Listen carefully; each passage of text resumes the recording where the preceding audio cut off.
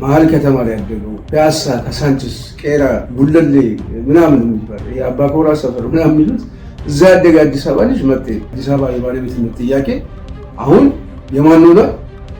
የኦሮሞ አርሶ አደሮች እና ልጆቻቸው። በከተማ ውስጥ ሚኒመም ነው ብላችሁ ከ70 ሺህ እስከ 80 ሺህ ቦታ በህገ ወጥ ተይዟል። ጫላ የሚለው ራሱ አሁን ዛሬ የሀብት ማማ ላይ አስቀምጦታል። መጤና ሰፋሪ ብላችሁ አፈናቅላችሁ እሱ በተፈናቀለበት ቦታ ላይ አንተ ህንፃ ሰርተህ ልትኖር አትችልም። የማንም ቦታ በህገ ወጥ ተነጥቆ ህጋዊ ሆኖ ሊኖር የሚችል ዜጋ የለም። ኦህዴድ በእርግጠኝነት ነው በነገራችሁ 2 እና 3 ዓመታት ውስጥ በኢትዮጵያ ታሪክ ውስጥ ይፈነቀላል።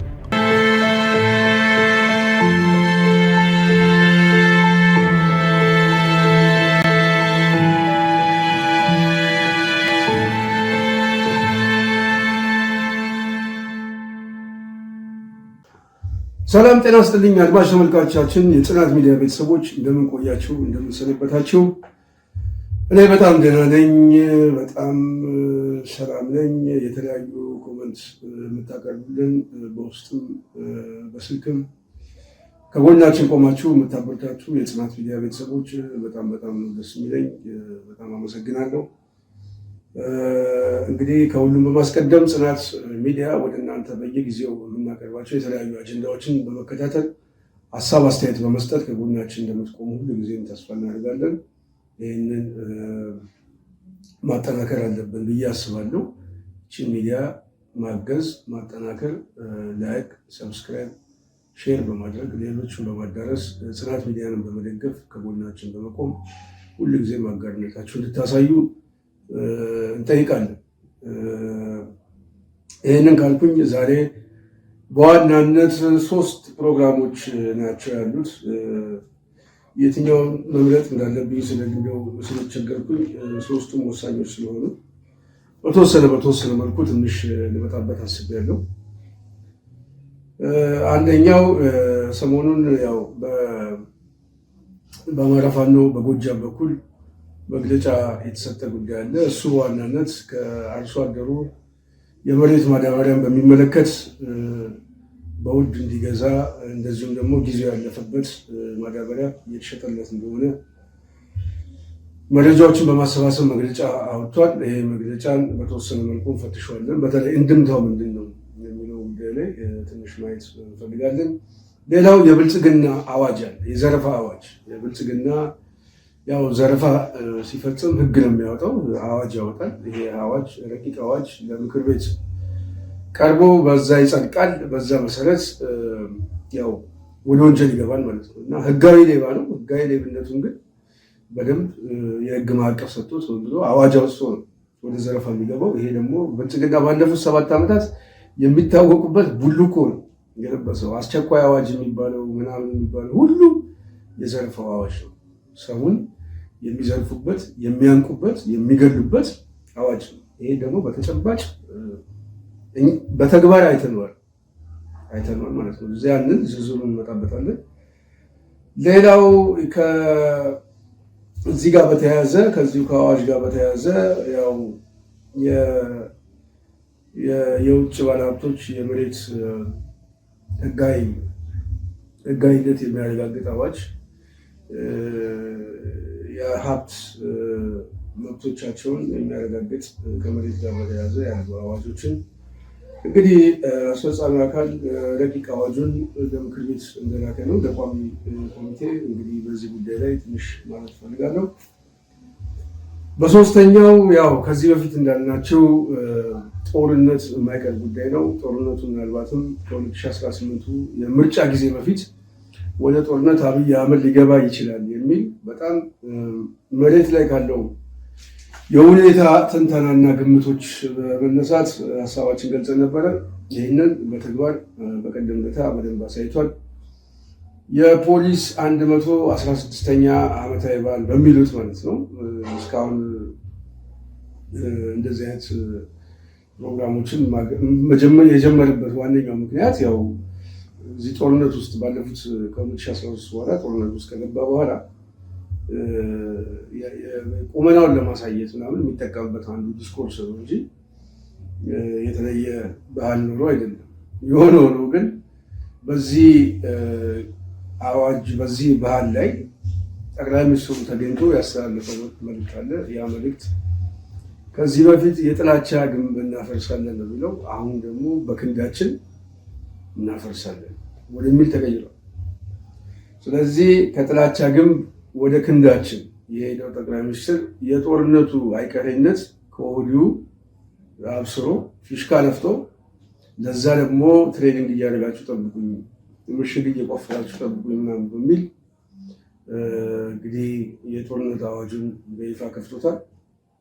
እንግዲህ ወዴት እንደሚሄድ በቀጣይ አብረን እናያለን። ለማንኛውም በእነዚህ ሶስት ጉዳዮች ላይ በጣም ሳላበዛ በጥቂቱ ወደ እናንተ መምጣት ፈልጋለሁ። እንደዚሁ በተመሳሳይ አዲስ አበባ ምክር ቤት አዳነች አቤቤ የ9 ወር ሪፖርት ለምክር ቤት ባቀረቡበት ጊዜ የኦሮሞ አርሶ አደሮች 27,000 ጠይቀው 21,000 የኦሮሞ አርሶ አደሮች መሬት ሰጥተናል፣ ህጋዊ ማረጋገጫም ሰጥተናል፣ የሚቀርበው 6,000 ነው፣ 6,000 ደግሞ በሂደት እንመልሳለን ብለዋል። ይሄ በጣም አስቂ ነው። እንግዲህ ከተማው ሙሉ ለሙሉ አዳነች በምትመራው ቄሮ እንደተያዘ ይታወቃል። ምንም ጥያቄ የለውም። ድንጋይ የሚወረወረ አለ፣ ጎማ የሚያቃጠለ አለ። የሆነ ሆኖ ግን አሁን እና አዳነች ያሰባሰቡት ይሄ ቡድን በዋናነት ማለት ነው የኦህዴድ ክንፍ የሆነ ቡድን አሁን በሀብት ማማ ላይ ነው። ይህንን የሚጠራጠር ሰው መቼም ያለ አይመስለኝም። ግን የአዲስ አበባ ጉዳይ ላይ የአዲስ አበባ የባለቤትነት ጥያቄ አሁን የማን ሆኗል? የኦሮሞ አርሶ አደሮች እና ልጆቻቸው። ይሄ እንግዲህ በስሙ ይነገድበታል እና የሚባለውን ነገርም አንዱ ያው ማሳያ ነው። ግን በአብዛኛው ግን እነሱ እያሰባሉት ግን አሁን የአዲስ አበባ ልጅ የሚባለው አዲስ አበባ መሀል ከተማ ላይ ያደገው ፒያሳ፣ ካሳንችስ፣ ቄራ፣ ጉለሌ ምናምን የሚባል ይሄ አባኮራ ሰፈር ምናምን የሚሉት እዛ ያደገ አዲስ አበባ ልጅ መጤ ነው።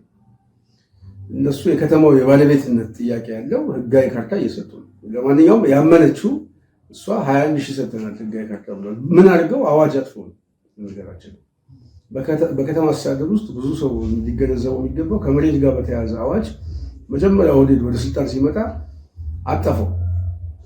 አጠቃላይ በዞንም በክፍለ ከተማም የነበረውን ከመሬት ጋር ያለውን እንትን በመዝጋት የሊዝ አዋጁን አዲስ አዋጅ በማውጣት በዚህ አዋጅ መሰረት ለኦሮሞ አርሶ አደር ለሚሉት 500 ካሬ ለልጅ ለሚል ደግሞ 250 ካሬ ነው የተሰጠው እና ይህንን አዋጅ አውጥተው ይህንን መሬት ሲከፋፈሉ በጣም በርካታ ሰው ከተማው ላይ ቦታዎችን አንድ ሰሞን ካያችሁ ቦታ እየታጠረ ቦታ በየአካባቢ ቦታ እያዝ ነበር እና ያ ቦታ የሚያዘው ይሄ አዋጅ እንደሚወጣ ቀድሞም ያወቁ ሰዎች ስለተነገራቸው ቦታ ያዙ ተብሎ እና በከተማ ውስጥ እኛ እንኳን ባደረግነው ጣሰሳ በከተማ ውስጥ ሚኒመም ነው ብላችሁ ከ70,000 እስከ 80,000 ቦታ በህገ ወጥ ተይዟል።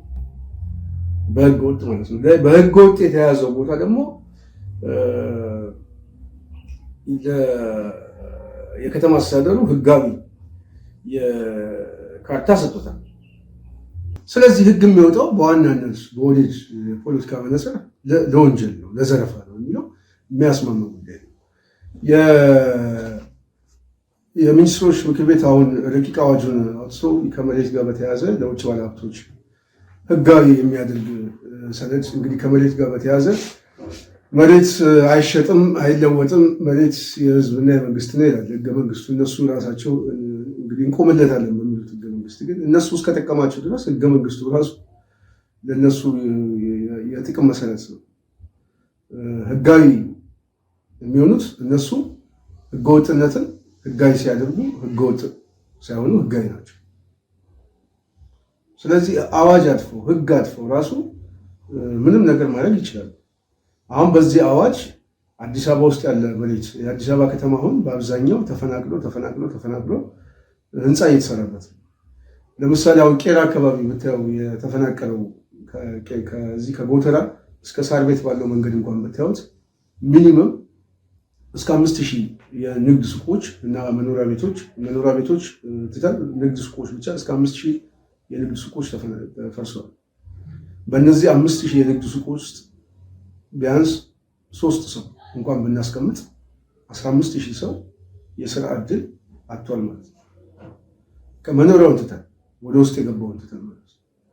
እነዚህ 15,000 ስራ የነበራቸው ሰዎች ደግሞ በስራቸው ያለው የቤተሰብ ቁጥር ደግሞ ሚኒመም 2 ሰው እንኳን አድርገን ብናያይዝ 30,000 ሰው ከዛም በላይ ለከፍተኛ የስራ አጥነትና ረሃብ ተጋላጭ ሆኗል ማለት ነው።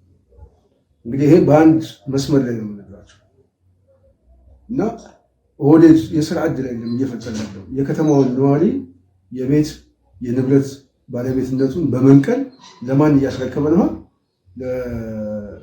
ለተባበሩት ኤሚሬትስ ለዱባይ ባለሀብቶች እየሸጠ ነው ማለት ነው። ለዛ ነው አሁን ይሄ ህጉ የወጣው። አሁን አዲስ አበባ በነገራችን ላይ በአብዛኛው ተሽጧል፣ በሙሉ ማለት ይቻላል እየተሸጠ ነው ያለው። ይሄ ቤተመንግስት ምናምን የሚገነባው በዋናነት አሁን ከቤተመንግስት ግንባታ ጋር ከድሮን ግዢ ጋር ከጦር መሳሪያ ግዢ ጋር የተያዘው በዋና የአዲስ አበባ መሬቶች በሙሉ እየተሸጡ ነው እና የአዲስ አበባ ነዋሪ ይፈናቀላል፣ ቤቱ ለውጭ ባለሀብቶች ይሸጣል።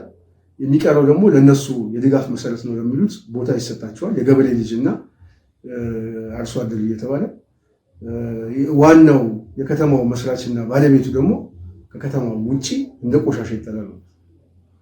ይሄ የኦህዴድ መዋቅር ነው።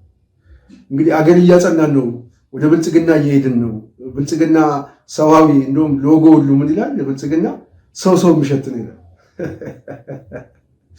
ብልጽግና ነው ሰው የሚሸጠው ማለት የሰው ደም የሚያፈስ ቡድን፣ ሰው በየቀኑ የሚያስለቅስ። እኔ አሁን በማውቀው እንኳን ይሄ አሁን ከተፈናቀሉ ሰው አንድ ሰው ቤታቸውን አልሸጥም ብለው እንደውም ከፍተኛ ግምት ነው ከ40 እስከ 50 ሚሊዮን ብር የነበረውን ቦታቸው ትልቅ ቦታ ነው አልሸጥም ያሉ ሰው ያለ በቂ ካሳ ከዛ ተነስተው ሰውየው በብስጭት እዛው የሞቱ ሰው የማውቃቸው ሰዎች አሉ። እኔ እንኳን በአካባቢ በምኖርበት አካባቢ ማለት የአካባቢውን ሰው ስለሚያውቅ ማለት ነው። አሁን እዛ አካባቢ ላይ ምን እየተሰራ ነው? ህንፃ እየተሰራ ነው፣ ቦታው ተሽጦ ማለት ነው። ስለዚህ እዛ አካባቢ ያለውን ድሃ ያነሱና ቦታው ምን ያደርጋሉ? ለውጭ ባለሀብቶች ይሸጣሉ። ለራሳቸው የሀብት መሰረትና የጥቅም ተካፋይ ለሆኑ ሰዎች ይሸጣሉ። የብልጽግና ባለስልጣን በነገራችን ላይ በአብዛኛው ሪል ስቴት ነጋዴ ነው አላቸው። አዳነች አቤቤ አሁን ሪል ስቴት አላት። ይሄ አዳነች አቤቤ እነ ፍቃዱ ተሰማ የመንገድ ትራንስፖርቱ ማነው ስሙ አለሙ ስሜ የፌዴራል ፖሊስ ዋና ደንበላሽ ገብረ ሚካኤል እነዚህ አይነት ቲም አላቸው። ራሳቸው የኃይል አስተላለፍ አለ። የጥቅም ተዋናዮች ማለት የዚህ የሸዋ የአሩሲ ምናምን የሚባል የቡድን አስተላለፍ አለ። እዛ ውስጥ የሀብት ማማ አለ። እንደውም ይሄን ሪል ስቴት በዋናነት የሚሰራው ከኩዌት ነው ከምናምን የመጣ አንድ የኦህዴድ የደህንነት መዋቅር በሱ ስም ነው በዋናነት። ይሄ ደግሞ ከዛው ከማዘጋጃ ቤት ውስጥ ቅርብ የሆኑ ሰዎች ያወጡት ሚስጥር ነው የምነግራችሁ ማለት ነው። ስለዚህ ቤት የሚሸጠው ራሱ ኦህዴድ ነው የሚሸጠው። የመንግስት መዋቅር ነው ቤት የሚሸጠው፣ ሪል ስቴት ምናምን እየተባለ የሚሸጠው ማለት ነው። ግን ማን ይፈጥራሉ? ሀብታም ነጋዴ ይፈጥራሉ። ይህንን አለ ራሱ መሬት ይሰጠዋል፣ ምን የሚመቻችለት አለ። ግን የጥቅም ተካፋዮቹ እነሱ ናቸው። እና እንደዚህ አድርገው የሚቸበችቡ ሰዎች ናቸው። ኮንዶሚኒየም የሚሸጡ ሰዎች ናቸው። ኮንዶሚኒየም እኮ የሚባለው እኮ ዛሬ ያው እየሰማቸው ነው። አሁን እንደውም አቁሞታል መሰለኝ። እና በሽያጭ የሚገባ ነው። ከዚህ በፊትም ያደረጉት ሰምታችኋል። ቅድሚያ ሊሰጠው የሚገባው የአካባቢው አርሶ አደሮች ናቸው ተብሎ ቅድሚያ ያለ ዕጣ ይግቡ የተባሉ ሰዎች የሚታወቁ። ስለዚህ ከተማው ምን እየሆነ ነው? እየተሸጠ ነው። አሁን የአዲስ አበባ ልጅ የሚባለው የዱባይ ልጅ ሆኗል። የተባበሩት ኤሚሬትስ ሆኗል። አሁን የዱባይ ልጅ የአዲስ አበባ ልጅ ምናምን የሚባል የለም። የአዲስ አበባ ልጅ አሁን የኦህዴድ መንጋ ነው። የተረፈችው መሬት ደግሞ የተባበሩት ኤሚሬትስ ነው። ስለዚህ የከተማው ነዋሪ በራሱ መጤ እያደረጉት ነው ማለት ነው። በምን? በአዋጅ። ስለዚህ አሁን የሚኒስትሮች ምክር ቤት ያወጣው አዋጅ አንዱ ማሳያ አብይ የሚዘርፍበትና የሚዋጋበት የጦር መሳሪያ የነገደበት በአዲስ አበባ ነው። ቢሊየንስ አውጥቶ ነው አሁን በጣም ከፍተኛ የሆነ ገንዘብ በጣም ከ11 ቢሊዮን ዶላር በላይ ወጪ ያለው ቤተመንግስት ነው እየተገነባ ያለው ማለት ነው። ይሄ ቤተመንግስት በቀጣይ አብይ አህመድ የፕሬዚደንት ተብሎ ንጉሠ ነገስት ተብሎ ሲቀባ የሚገባበት ቤተመንግስት ነው። እስከዛ ይቆያል። አብረን ብናየው የኦህዴድ መንጋዎቹ እስከዛ ድረስ ቀጣይነት አላቸው። እሱ ወደፊት የምናየው ግን ተስፋው ግን ያንን ለመገንባት የሚቀበላቸውን ገንዘቦች በሙሉ በምንድን ነው የከተማውን ህዝብ አፈናቅሎ ቦታውን ተሸጠበት።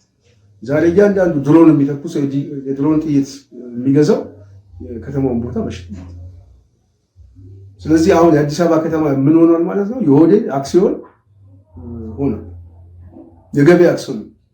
በስራቸው ደግሞ የመንጋ እና የሀብት ማማ ላይ የሚቀመጡ ሰዎችን በፍጥነት በነገራችን ላይ እዚህ ላይ አንድ ማሰብ ያለባችሁ 30,000 ባለሀብት ኦህዴድ ለመፍጠር እቅድ ይዞ በአዲስ አበባ ከተማ ውስጥ ብቻ 30,000 የኦህዴድ ባለሀብት ከፍተኛ ባለሀብት ነው ነገራቸው። ቁጥር አንድ የሚባል የቶፕ የሆኑ ኢኮኖሚ ሊያንቀሳቅሱ የሚችሉ ማለት ነው። ያንን ባለሀብት ለመፍጠር እንቅስቃሴ ከጀመሩ ከአንድ ዓመት በፊት ተጨባጭ የሆኑ መረጃዎችን ነው የምነግራችሁ ማለት ነው። ምናልባትም በዚህ ኢንቨስትመንት ውስጥ ያሉት ሰዎች በስፋት የሚያውቁ ናቸው። ግን አሁን በህገወጥ መልኩ በአቋራጭ በከፍተኛ ደረጃ ከመንግስት ጋር ከራሳቸው ጋር ኔትወርክ ያላቸውን ባለሀብቶች በማመቻቸት 30,000 ባለሀብት በከተማው ላይ ለመፍጠር እንቅስቃሴ ከጀመሩ ከአንድ ዓመት በላይ ሆኗቸው። ለዛም በተለይ ደግሞ በትግራይ ጦርነት በጀመረበት ጊዜ የትግራይ ባለስልጣኖች የያዙት መሬት ነው ካርታ የለውም የሚለውን ምናምን በሙሉ በስማቸው በማዞር በተለያየ ነገር በመውረስ ከፍተኛ ሀብት ላይ የወጡ ሰዎች ቀላል ቁጥር ያላቸው ሰዎች ቀላል። አሁን ህገወጥ አስመጪ ህገወጥ ይሄ የኩኬን ምናምን ነጋዴ በሙሉ የምታዩት የኦህዴድ ባለስልጣን ይሄ ከፌዴራል ፖሊስ ላይ ምናምን ይሄ የሚያዝ በተለይ ከዚህ ከናይጄሪያዎች ከምናምን የሚያዝ ኩኬን ምናምን በሙሉ እዚህ ቦሌ ጎዳና ላይ ምናምን የሚሸጡ ሰዎች በሙሉ ነጋዴዎቹ ኦህዴዶች ናቸው። እሱ ይሸጣል። ኤግዚቢት የሚያዝ በሙሉ የሚሸጥ ነው ነገራችን። እና አገሪቷ ውስጥ ከፍተኛ የሆነ ኮንትሮባንድ ነጋዴ አሁን የኦህዴድ ባለስልጣን። ይሄ እንግዲህ በህገ ወጥ በወረራ በምን የተያዘ ነው። አንዳንዱ ነው ኮንዶሚኒየም እየተሰራበት ያለበት አካባቢ ላይ ይሄ ግሪን ኤሪያ የሚባል የጋራ የሆነ ማህበራዊ ህይወት የሚያደርጉበትን ቦታ ሁሉ ሳይቀር በግድ ነው ያዙት። ይዘው አጥረው አንዳንዶቹ ቦታው ሸጠውታል። በአብዛኛው ቦታው ተሽጧል። በአብዛኛው ማለት ነው። እና አዳነች አቤቤ አሁን 21,000 የሚሉት ቁጥሩን ለጥጠው እንጂ ከመሬት ጋር በተያያዘ በ100,000 የሚቆጠር ሰዎች በህገ ወጥ ቦታ የአየር ካርታ ተሰጥቷቸው ህጋዊ ተደርገው ቦታው ደግሞ ለሶስተኛ ወገን ተሽጧል። እነ ግሩም ጫላ የምታዩቸው ነው። ግሩም ጫላ ትናንትና የምታውቁት ሰው ነው። ግሩም ጫላ የሚባል ሰው ማለት ነው። ግን ግሩም ጫላ የሚለው ራሱ አሁን ዛሬ የሀብት ማማ ላይ ያስቀምጦታል ማለት ነው። እና ራሱ ከብሔር ጋር የተያዘ ስለሆነ ማለት ነው። ስለዚህ አሁን ግሩም ጫላ ትናንት ከነበረበት ቦታ በአብዛኛው የሚታወቅ ሰው ስለሆነ ማለት ነው። የጀርባ ታሪኩን መናገር አልችልም፣ ሁሉም ሰው ስለሚያውቀው ማለት ነው። እና ያ ሰው የአንድ የሚዲያ ተቋም መሰርታለሁ ብሎ ቦታ ተሰጥቶት ከፍተኛ ገንዘብ ከባንክ ብድር ወስዶ ቦታውን አየር ላይ ነው የሸጠው። እና እንደዚህ አይነት ነገር ነው። ሃጫሉ ሁንዴሳ እዚህ ወደ ቄራ አካባቢ እዚህ 09 አካባቢ ላይ ትልቅ ለኢንቨስትመንት የሚሆን ቦታ ተብሎ ተሽጦ አየር ላይ ነው የሸጠው። ማን ታደለ ገመቹ የሚባል እንደዚሁ ቦታ ተሰጥቶት ሁለት ቦታውን በአየር ላይ ነው የሸጠው። እና ቦታ ያልተሰጠው አርቲስት ያልተሰጠው ነጋዴ ያልተሰጠው ወጣት ምናምን የለም። እና አዳነች አቤቤ የምትለው እንግዲህ አሁን ይሄ 21,000 ምናምን ሰጠናቸው የምትለው ለይስሙላ ምክር ቤት ውስጥ የሚቀርቡ ነው። ማመኗ በራሷ እሱ ሌላ ጉዳይ ነው። ግን ለይስሙላ ሪፖርት የምታቀርበው ነው እንጂ በተጨባጭ መሬት ላይ ከተማው በአጠቃላይ የአዲስ አበባ ከተማ በተለይ ነባር ነዋሪውን በማፈናቀል የኦህዴድ የፖለቲካ መሰረት የሚሉትን ሰዎች የሀብት ማማ ላይ ለማስቀመጥ በአንድ ጀንበር ላይ ቦታ እየሰጡ ብድር እየሰጡ እንዲያመቻቹ እንደሆነ እኔ ሳልናገር መሬት ላይ ያለው ህዝቡ ራሱ ይመሰክራል። እንደውም ቅርብ ጊዜ አዲስ አበባ ፖሊስ ኮሚሽን ራሱ እዛው አስሯቸው አንድ ያመጣ አባትና ልጅ በጣም የሚገርማቸው ጀሞ አካባቢ ላይ ከ1800 በላይ ቤቶችን 1800 ቦታዎችን የገበሬ ልጅ እየተባለ ሽጣል ተብሎ አባትና ልጅ ነው ተይዘው የመጡት ማለት ነው። እና በእነሱ አካውንት በልጅየው አካውንት ብቻ የአባትየው አካውንት አልተያዘም። 580 ሚሊዮን ብር አካውንት ውስጥ ተገኝቶ እሱን ዘግተናል ነው። እና አዋጅ የሚወጣው ቅድም ብያቸዋለሁ። እኚህ ሰውዬ ሲሰሩ የነበሩት በዋናነት ከመንግስት ባለስልጣን ጋር ከከተማው አስተዳደር ጋር የከተማ እንደዚህ አይነት አዋጅ ሲወጣ ከከተማው አስተዳደር ጋር የጥቅም ተካፋይ የሆኑና ቦታ የሚሰጣቸው ሰዎች አሉ። እነዛ ሰዎች ደግሞ ያንን ቦታ ለሶስተኛ ወገን እየሸጡ ገንዘብ በስማቸው ድርሻቸው ይገባላቸዋል። ስም እየተቀየረ ይገባላቸዋል። ችግር የለውም። ግን ድርሻ ግን አላቸው፣ ኮሚሽን አላቸው፣ የሚጠቀሙበታል። ይሄ 70-30 40-60 ምናምን የሚሉት ነገር አለ እና በዛ የጥቅም መሰረት አብዛኛው ተጠቃሚ ባለስልጣን። ስለዚህ ኦህዴድ ምንጊዜም ህግ የሚያወጣው ለምንድን ነው? ሊሰርቅ ነው። ይሄ ለህዝብ ተብሎ ለሀገር ተብሎ ምናምን የሚባል ኦህዴድ ውስጥ እንደዛ ነው። አንደኛ ነገር ሀገራዊ ስሜት ያለው ስብስብ አይደለም። ሁለተኛ ነገር ነገ በቀጣይነት መኖር የሚፈልጉት እነሱ ይሄ አሁን እየተፈጠረ ያለውን የስልጣን መሰረታቸውን የሚያጡ ከሆነ ሀገሪቷን ማፍረስ ነው።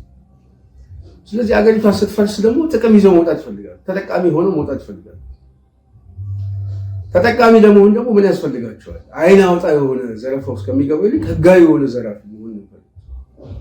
ስለዚህ ህግ ያወጣሉ፣ ለዘረፋ ህግ ያወጣሉ። እና በዚህ መሰረት አዲስ አበባ ከተማ ህግ ወጥቶ የገበሬ ልጅ እና ልጅ እየተባለ የአዲስ አበባ መሬትን ሸንሽነው ተከፋፍሎት ዛሬ በጣም የተጨመላለቀ ሀብት ላይ ያሉ ሰዎች አሉ፣ በወንጀል የተጨመላለቁ ሰዎች አሉ። እና አዳነች አቤቤ የዛ ማስተር ማይንድ ነች፣ የዛ ስብስብ መንፈሳዊ እናት ነች። ስለዚህ አሁን ያንን ሪፖርት ነው ያመጣችው ማለት ነው። በጣም የሚገርማቸው አንድ ልጅ እኔ አዲስ አበባ አንድ የፒያሳ ልጅ አዲስ አበባ ተወልጄ ከማለት ምን አለ ቡራዩ እነሱ ልተዋደኩኝ አለ። ምክንያቱም የገበሬ ልጅ ሆኜ እንኳን መሬት ይሰጠኛል ብሎ አንዴ አስታውሳለሁ። እንደዚህ ያለ ልጅ ማለት ነው። እና ምን ያህል ስሜት ሰባሪ እንደሆነ ማለት ነው። የከተማውን ነዋሪ ወጣቱን ዛሬ ምንም ነገር የለም። ምንም የከተማ የባለቤትነት ጥያቄ አይደለም። በአንድ መስተዳድር ውስጥ እንኳን ሊወክለው የሚችለው የመንግስት ተቋም እንኳን የለውም። እንደውም እንደመጤ እንደ ሰፋሪ እየታየ ከከተማው እንዲወጣ እንዲገፋ የበይ ተመልካች እንዲሆን ስርዓት ሆኖ ቤት ለቤት እንዲቀመጥ እና የቤተሰብ ሸክም እንዲሆን ምናምን እንዲሆን የአዲስ አበባ ነዋሪ እንደዛ ነው። የአዲስ አበባ ልጅ ደግሞ ተወዳዳሪ ምንም እዛ ውስጥ በተለይ አዲስ አበባ ውስጥ ተወልዶ ያደገ ልጅ በምን ውስጥም መቀላቀል ይችላል። እና የአዲስ አበባ ነዋሪ አሁን የሆነው የኦህዴድ ሰራዊት የበይ ተመልካች ነው። ስለዚህ አሁን አዳነች አቤቤ የምትናገረው የ9 ወር ሪፖርት በጣም እንደዚህ የሰጠን የምትለው ምን ያህል የከተማውን ህዝብ እንዴት አድርገው በመጤና በባለቤት መሀል አሁን ልዩነቱ ራሱ የዜግነት ልዩነት አሁን ስለ ብሔራዊ ስሜት ስለምናምን አንዳንድ ጊዜ ይሄ ለኢትዮጵያ እንሞታለን ለወደብ እንሞታለን ምናምን ብሎ ሲናገሩ ይሄ አስመሳይ ባህሪያቸው ራሱ ይገርመኛል። እዛው ከተማው ላይ ያለው ነዋሪ ህዝብ እንኳን አንደኛና ሁለተኛ ዜጋ ብሎታል። የመጀመሪያ ተጠቃሚ ዜጋ አለ፣ ባለቤት አለ። እንደውም በከተማችን በሀገራችን ምን አገባችሁ ነው የሚሉት። የአዲስ አበባ ልጅ ሲጠይቅ እንደዚህ እንዴት የኦሮሞ አስተዳደር የአዲስ አበባ አስተዳደር የኦሮሞ አርሶ አደሮችና ልጆች ተብሎ አዋጅ አውጥቶ መሬት ሲሰጥ እዛው አዲስ አበባና ፒያሳ ያደገ ልጅ ግን የአዲስ አበባና የካሳንቺስ ልጅ ብሎ ግን አዋጅ አላወጣም።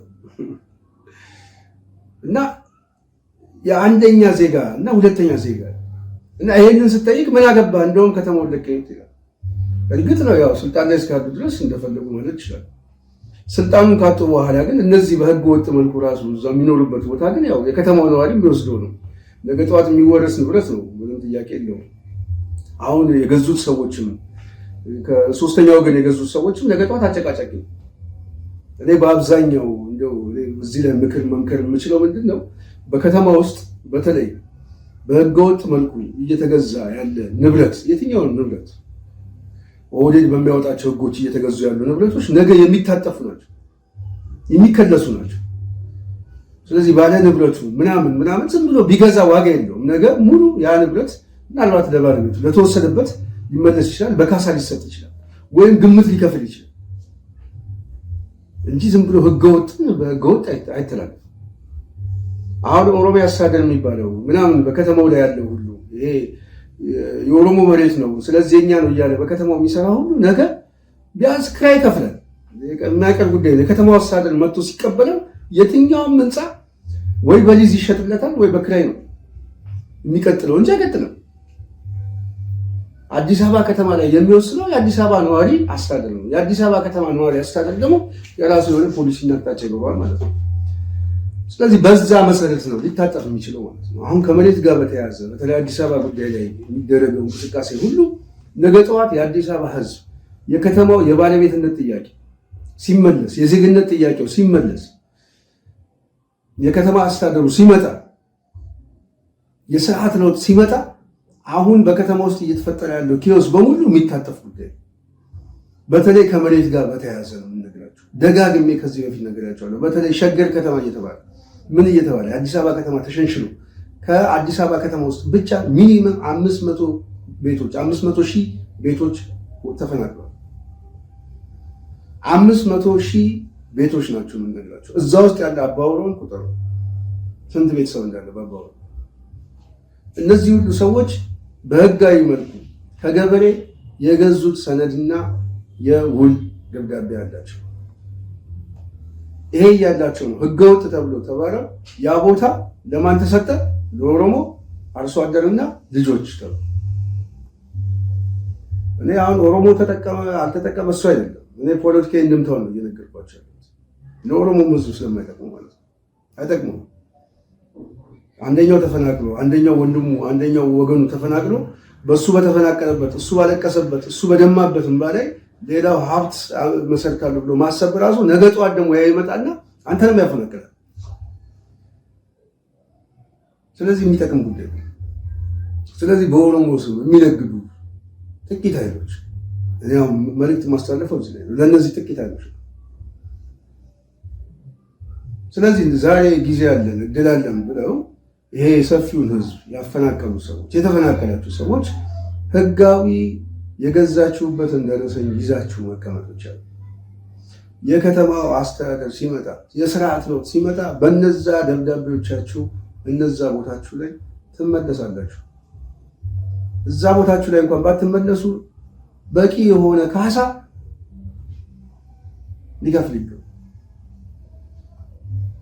ስለዚህ በዛ መሰረት መጠበቅ አለባችሁ። የማንም ቦታ በህገ ወጥ ተነጥቆ ህጋዊ ሆኖ ሊኖር የሚችል ዜጋ የለም።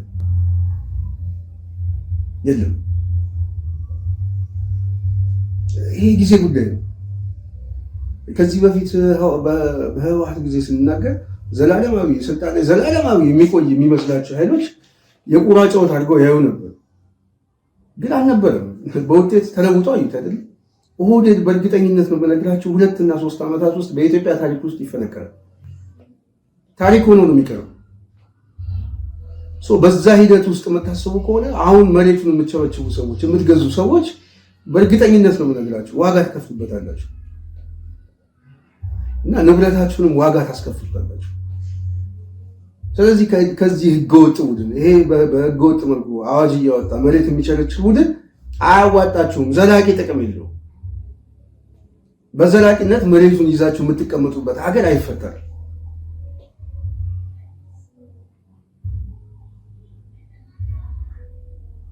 እንዴት የሚለው እሱ ወደፊት የምናየው ስለሆነ፣ ስለዚህ ይሄ አዲስ አበባ ላይ በተለይ እየተፈናቀለ ያለ ተፈናቅሎ በየቤቱ በየጎዳናው እየወደቀ ያለ ምናምን ነገ ጠዋት እነሱም ዜጋ ስለሆኑ መመለስ ስለሚገባቸው ማለት ሲመለሱ ደግሞ ለእነሱም የግድ ፖሊሲ ስለሚያስፈልግ አዋጅ ስለሚያስፈልግ አዋጁ ደግሞ ተፈጻሚ የሚሆኑ ደግሞ በወሰቀው ሰው ሌላ ትርፍ መሬት ስለሌለ አሁን ባፈናቀልከው ሰው ላይ አዋጁ ተፈጻሚ ነው። ስለዚህ ይሄ ኦሮሚያ የሚባለው ራሱ የመንግስት አስተዳደር እየተሳበ አዲስ አበባ ላይ እየመጣ ህንፃ እየሰራ ምን እየሰራ ቤተ መንግስት እየሰራ በቀጣይነት ከተማውን ጠቅልለን እንቀበላለን የሚለው ቅዠት እኔ በተደጋጋሚ ጊዜ ነግሬያችኋለሁ።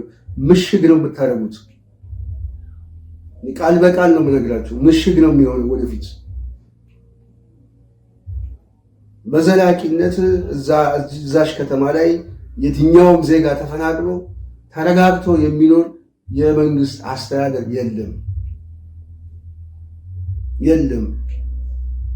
የአዲስ አበባ ነዋሪ የባለቤትነት ጥያቄው፣ የከተማው የባለቤትነት ጥያቄው፣ የነዋሪነት ጥያቄው መጤና ሰፋሪ ብላችሁ አፈናቅላችሁ እሱ በተፈናቀለበት ቦታ ላይ አንተ ህንፃ ሰርተህ ልትኖር አትችልም።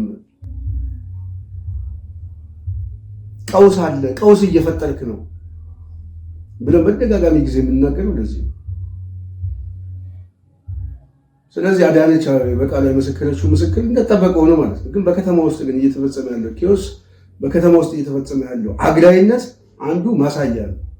በዚህ በጠየቀችው አዋጅ መሰረት 21,000 ሰው እንኳን ሰጠች የተባለችው 21,000 የአዲስ አበባ ነዋሪ ዛሬ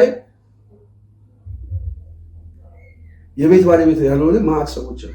ቦታ አጥቶ ተንከራቶ ያለ ሰው ማለት ነው። ሜዳ ላይ የወደቁ ሰዎች በአዲስ አበባ ውስጥ የሚኖሩ ሰው ማለት ነው። ስለዚህ በአዲስ አበባ ውስጥ ራሱ መጤና ሰፋሪ የሚባለው አዋጅ እንዴት ተፈጻሚ እንደሆነ አዳነች ባንደበቷ የተናገረችው ማሳያ ነው። እሱ አንድ መናገር የምፈልገው ነው። ይሄ ደግሞ መሬትን ከብሔር ጋር፣ ጥቅምን ከብሔር ጋር፣ ሁሉም ነገር ከብሔር ጋር የሚያያዝ የመንግስት መዋቅር ስላለ፣ የመንግስት አስተዳደር ስላለ፣ የመንግስት ፖሊሲ ስላለ እንደውም በቅርብ ጊዜ የኢትዮጵያ አየር መንገድ አንድ ልጅ እንደው ብትሰሙት በጣም የሚያሳዝነው የአየር መንገድ ሄደው ለአንድ ስራ ሲቪያቸውን ሰጥተው ተወዳድረው ምን ብለው ከ300 ሰዎች ከትግራይ 3 ሰው ከአማራ ክልል 3 ነው 5 ሰው አካባቢ ነው ያለፈው። ኦሮሚያ ላይ ግን 105 ሰው አየር መንገድ እኮ ነው እንግዲህ በአፍሪካ ውስጥ በጣም የሚታወቅ አየር መንገድ የሚባል በዓለም አቀፍ ደረጃ ስመጥር ነው የሚባል አየር መንገድ ራሱ ሰውን ሲቀጥር ራሱ የብሔር ተዋጽኦ መመዘኛ ነው። ይሄ በአየር መንገድ ውስጥ የሚሰራ ነው። እንግዲህ አየር መንገድ ውስጥ እንደዚህ ነገር ተሰምቶ አይታወቅም። እኔ በህወሓት ጊዜም ሰምቼ አላውቅም። እንደዚህ አይነት ዘረኝነት ማለት ነው። አይን ያወጣ ዘረኝነት የለም። ሰምተን የማናውቀውን ነገር መናገር አንችልም። አሁን ግን እያንዳንዱ ተቋማት መመዘኛዎች አሉ። አንደኛ ዜጋ የሚባል የአንደኛ ዜጋ መመዘኛዎች ደግሞ እንደምትሰሙት። ስለዚህ የከተማ አስተዳደሩ አሁን አዳነች አቤቤ መመዘኛው ይሄ ነው፣ የአንደኛ ዜጋ መመዘኛ። የፌዴራል መንግስቱ መመዘኛው ይሄ ነው፣ የአንደኛ ዜጋ መመዘኛ። ይሄ ደግሞ አጠቃላይ የኦህዴድ መንፈስ፣ የስርዓቱ መንፈስ፣ የስርዓቱ መገለጫ። የስርዓቱ መገለጫ ደግሞ ይሄ አንዱ ሌብነት ነው፣ ዘረፋ ነው። ሁለተኛ ደም ማፍሰስ ነው፣ ጦርነት ነው። ሶስተኛው ደግሞ አገር ማፍረስ ነው። አገር ማጽናት አይደለም፣ አገር ማፍረስ ነው። መዝረፍ፣ መግደል፣ ማፍረስ። ይሄ የብልጽግና ሎጎ ነው።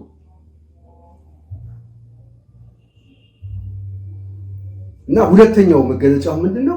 እናፈርሳቸዋለን። አሁን ጠቅላይ ሚኒስትሩ ባለፈው ያለው ይሄ ነው። በክንዳችን እናፈርሳቸዋለን። አሁን ጦርነቱን እያለማመደ ነው። ትግራይ ሄደ ደም አፈሰሰ፣ አማራ ክልል ሄደ ለ2 ዓመት ሙሉ ደም አፈሰሰ። አሁን እንደገና ደግሞ ሌላ ህፃናትን ሰብስቦ ደግሞ ደም ለማፈሰስ አሁን በክንዳችን እናፈርሳቸዋለን። ከዚህ በፊት የሚለው የጥላቻ ግንብ እናፈርሳለን ነው። አሁን በክንዳችን እናፈርሳቸዋለን።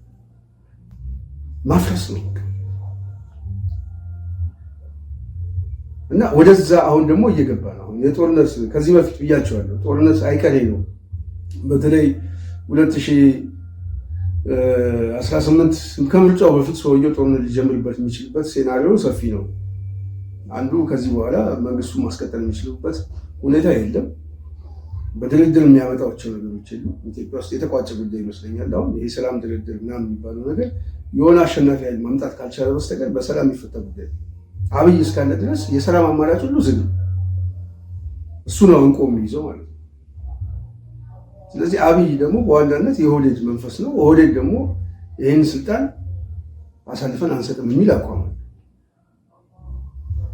ስለዚህ ኢትዮጵያ ውስጥ ሊመጣ የሚችለው አሰላለፍ ምንድነው? የኃይል አሰላለፍ ነው። የኃይል አሰላለፍ ደግሞ የግድ አሸናፊና ተሸናፊ ያስፈልገዋል። በሰላም የማይቋጭ ከሆነ አንዱ አሸናፊ ሆኖ መምጣት አለበት። የተራዘመ ሂደት ውስጥ ሊገባ ይችላል። እሱ ሌላ ጉዳይ ነው፣ ወደፊት የምናየው። ስለዚህ የውስጥ ሰላም ግን ሊመጣ አይችልም። የውስጥ ሰላም ደግሞ በሌለበት ሁኔታ ደግሞ የውጭ ግጭት መለኮስ ደግሞ ተጨማሪ ሀገሪቷን ወደ ማፍረስ ነው የሚሄደው። ስለዚህ አሁን አብይ አህመድ እየሄደ ያለው ምንድነው? የበለጠ ሀገሪቷን ለማፍረስ።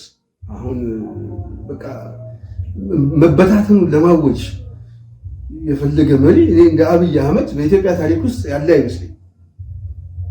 ስለዚህ ውስጣዊ ሰላሙን ውስጣዊ ችግሩን ለማስተንፈስ በውጪ ለማሰባሰብ የግድ የትኩረት አቅጣጫ መቀየር አሁን ምን የለም ወደ ሌላ ጦርነት መፈለግ ውስጥ ገብቷል። አሁን ከኤርትራ መንግስት ጋር ወደ ውጊያ ለመሄድ እየተለማመደ ነው። ምሽግ ቆፍሩ ወይም ሰራዊትን ያሳያቸዋለሁ ምናምን እያለ ነው። በክንዳችን እንመጣባቸዋለን እንደ አባቶቻችን። የትኛው አባቶቻችን ነው እስኪ አገር ለማፍረስ የሚሉት ማለት ነው? አብይ አህመድ እኮ የሱዳን መሬት የኢትዮጵያ መሬት እኮ ለሱዳን የሸጠ ሰው እኮ የትኛው ነው? ከጅቡቲ እኮ ዜጎቹን እኮ ጆሮ የጅቡቲ መንግስት እኮ ኢትዮጵያን ጆሮቸውን እያነቀ እኮ በ24 ሰዓት ውስጥ ወደ ሀገራቸው ያባረ። የትኛውን ዜጋ አክብሮ ነው ውስጥ የትኛውን ሉዓላዊ መሬት አክብሮ ነው ስለ ሉዓላዊነት አብይ የሚጨነቀው? አንድ እኮ የለም። የትግራይን ጦርነት እኮ ሆን ብለን የለኮስ ነው። አማራው ጋር ገብተን የምንዋጋው እኮ ጠላቶቻችን ስለሆኑ ነው ብሎ የሚናገር ሰውና ንጹሐንን ሲቪሊያን የሚጨፈጭፍ 24 ሰዓት የሚገል ሰው እስቲ በየትኛው ሞራሉ አሰባስቦ ነው ህዝብ አሰባስቦ ከኤርትራ መንግስት ጋር የምዋጋው? የትኛውን ሰላም አግኝቶ በየት በኩል? ስለዚህ የትኩረት ማስቀየሻ አንዱ የኃይል ማዛባት ከዛ በኋላ ሀገር ለማፍረስ የሚሄድበት መንገድ ነው። ይሄ ደግሞ የወዲድ መንፈስ ነው። ቅድም እያቸዋል መዝለፍ፣ ደም ማፍሰስ፣ ጦርነት፣ ሀገር ማፍረስ ይሄ መገለጫው ነው። በቃ የስርዓቱ መገለጫ ብልጽግና የሚባለው መገለጫው ነው።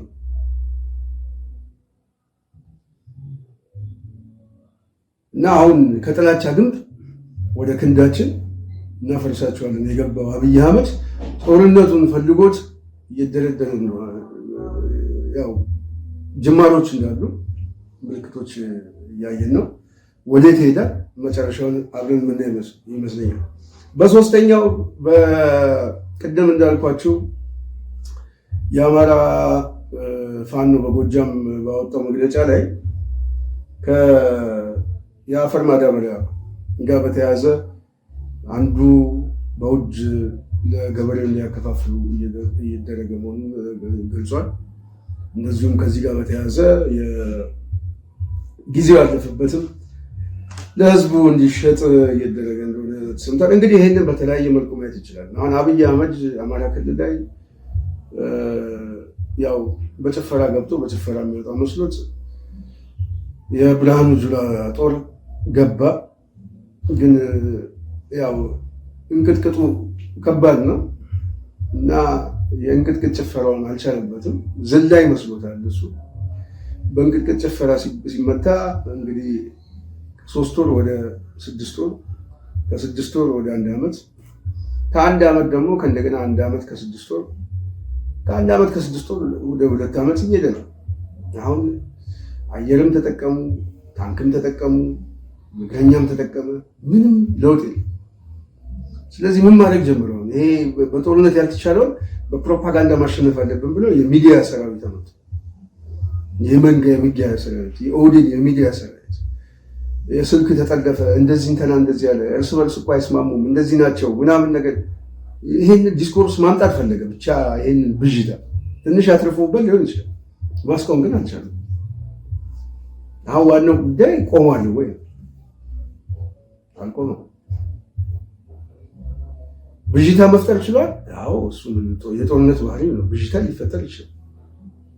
የፕሮፓጋንዳ ስራ ስለሆነ ማለት ነው።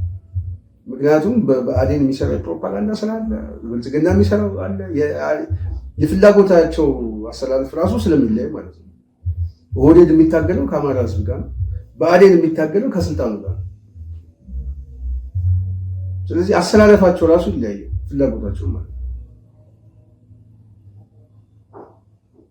ስለዚህ አሁን ምን ተፈጠረ? የፕሮፓጋንዳ ስራው አልችላለ። በፕሮፓጋንዳ ማሸነፍ ያልቻለው ስርዓት ደግሞ ወደ ምን ገባ? አይ ይሄንን ኃይል የሚደግፈው ህዝቡ ነው፣ ህዝቡ ስለሚደግፈው ስላቀፈው ህዝቡን እኔ ማስራብ አለብኝ፣ ኢኮኖሚካል ማውደም አለብኝ፣ ማደህየት አለብኝ የሚል አንድ አቅጣጫ ስለሆነ የጦርነት አቅጣጫ ነው ስለሚያው ማዳበሪያ በውድ እንዲገዛ የተበላሸ ምርጥ ዘር እንዲሰጠው ምናምን እየደረገ ነው። ይሄ ደግሞ ምንድነው? ግብርናው ላይ ያለውን ኃይል ስናደህየው ረሃብ ይገባል። ረሃብ ከገባ ደግሞ ይሄ ጽንፈኛው ኃይል የሚበላው ያጣል።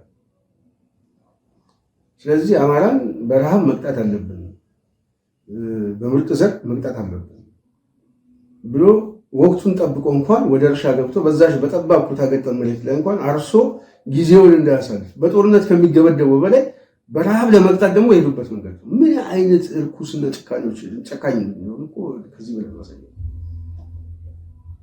ስለዚህ እንዴት አማራ ከዚህ በፊት እንደምንለው ነው ጸቡ ከአማራ ህዝብ ጋር ነው። አማራ ሊገባ የሚገባው ይሄ ነው።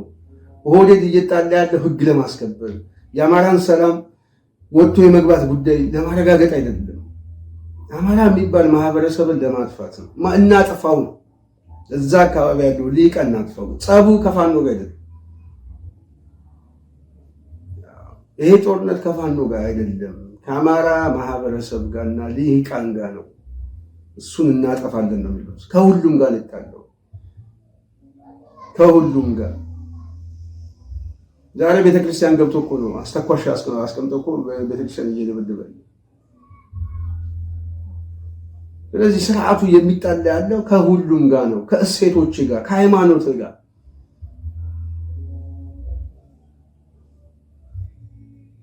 ስለዚህ ልትገነዘብ ይገባል። ብአዴን የሚባል አንዱ ሰንካላ የሆነ ተላላኪ እዛው አጠገብ ጋር ተቀምጦ የሚያደርገውም ይሄንን።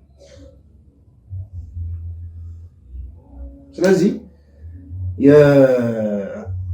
የአማራ ፋኖ በጎጃም ያወጣው መግለጫ አንዱ አጽንኦት የሚሰጠው ጉዳይ ስለሆነ በውድ የምትሸጡ ሰዎች ቢያንስ ህዝባችሁን ባታስጨንቁት ነው። የተበላሸ ምርጥ ዘር የምትሸጡ ሰዎች ተገቢ ያለመሆኑን አውቃችሁ ከድርጊታችሁ መታረም አለባቸው ያለው በመግለጫው ትክክል። ዋነኛ እንድምታው ግን እንደዚህ የሚደረግበት እንድምታው ግን ቅድም እንዳልኳቸው ፖለቲካዊ ጫና መፍጠር፣ ኢኮኖሚካሊ ጫና መፍጠር እና በአነስተኛ ምርት ባዶ ነገር ገበሬው ምርት ካጣ በጉያ ያቀፋቸውን የህዝብ ልጆችን ቢያንስ መመገብ አይችልም። እነሱ መመገብ የማይችል ደግሞ ከሆነ በቀላሉ እኛ እንቆጣጠረዋለን፣ እንመተዋለን፣ አማራን አንገት ማስደፋት እንችላለን የሚል ካልኩሌሽንስ ጋር። ስለዚህ ሁሉም ሰው ከዚህ ድርጊቱ ሊማር ይችላል። በውድም መሸጥ፣ የተበላሸ ምርጥ ዘር መሸጥ፣ እንደዚህ አይነት ነገር ተገቢ አይደለም። አማራ እንዴት አማራ ይቆጣል? ስለዚህ ከድርጊታችሁ ተቆጠቡ ያለው ትክክል ነው። የማይቆጠብ ሰውስ የማይቆጠብና ከድርጊቱ የማይታረም ካለ ግን ምንድነው መደረግ ያለበት? እንግዲህ መሬት ላይ ያለው የህዝቡ ብያኔ እንግዲህ እዛው ህዝቡ የሚወስነው ነው። እንደዚህ ያድርጉ እንደዚህ ያድርጉ አለ። ግን ህዝቡ ግን ቅጣትን ማስተማር ይችላል። ከድርጊቱ የማይማር ሰው አስተማሪ የሆነ ቅጣት መቅጣት ይችላል ህዝቡ ማለት ነው። እና ይሄን ለማለት ነው። በዋናነት ያው ዛሬ በእነዚህ ጉዳዮች ላይ ነው ትንሽ መናገር የፈለኩት። ፕሮግራማችን የተከታተላችሁት ይመስላል። እንግዲህ በሚቀጥለው ፕሮግራም በአዲስ ፕሮግራም በሌላ ጊዜ እስክንገናኝ ድረስ የዛሬው ፕሮግራም እዚህ ላይ እየጨረስኩኝ የጽናት ሚዲያ ቤተሰቦች ሼር፣ ላይክ፣ ሰብስክራይብ በማድረግ ጽናትን በመደገፍ ከጎናችን እንድትቆሙ እየጠየኩኝ ፕሮግራማችን ተጀምሮ እስኪጠናቀቅ ላዳመጣችሁ ወገኖችም ከልብ የሆነ ምስጋና እየገለጽኩኝ ሀሳብ አስተያየቶችን በኮመንት መስጫ ላይ እያቀረባችሁ ጽናት ሚዲያ ልትከተላቸው የሚገቡ ሀሳቦችን አንዳንድ አስተያየቶችንም በመለገስ ከጎናችን እንድትቆሙ እየጠየኩኝ የዛሬው ፕሮግራማችን ይህን ይመስላል። በሚቀጥለው ሌላ ጉዳይ እስክንገናኝ